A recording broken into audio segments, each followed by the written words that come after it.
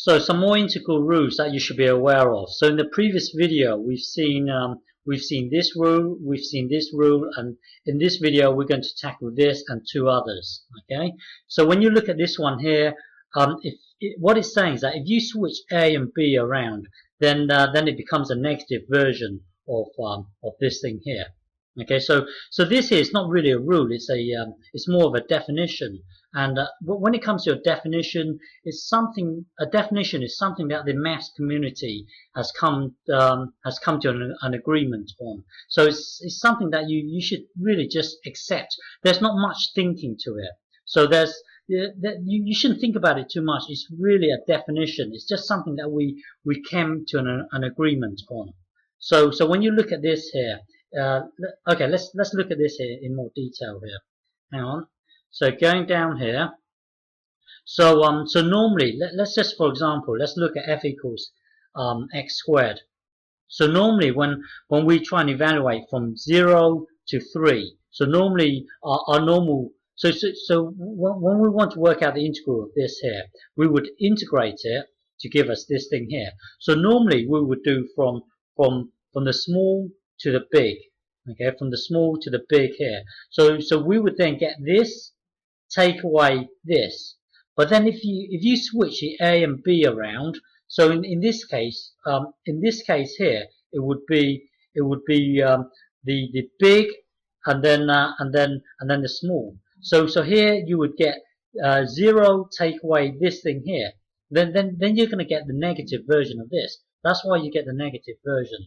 So if you switch, so normally it would be 0 at the bottom, 3 at the top. But if you switch a 3 and the 0 around, then you're going to get this, take away this. Then it's going to be a negative version of this. Okay? And remember, this is just a definition. Don't think about it too much. It's just a way we came to an agreement on this. Okay? There's not much thinking to it. Okay, the other two would be so now let's look at so in the previous video we've seen this and we've seen this. Here we've just seen this one here. So now we are going to look at this one here.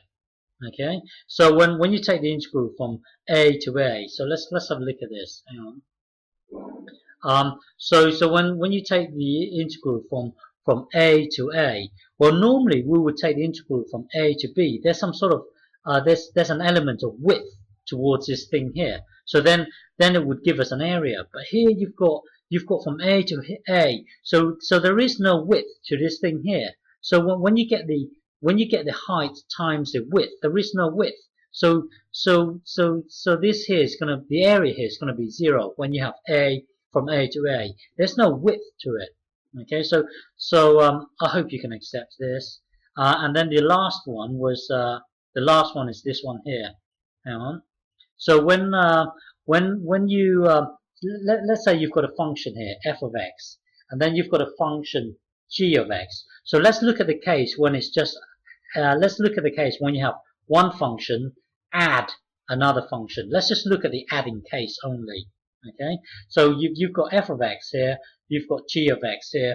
If you add the two functions, it will look like this. So this function here is a combination of the two functions. Okay, well this here is saying the area from a to b of the combination of the two functions here. So so this bit here is this area here so that's this area here.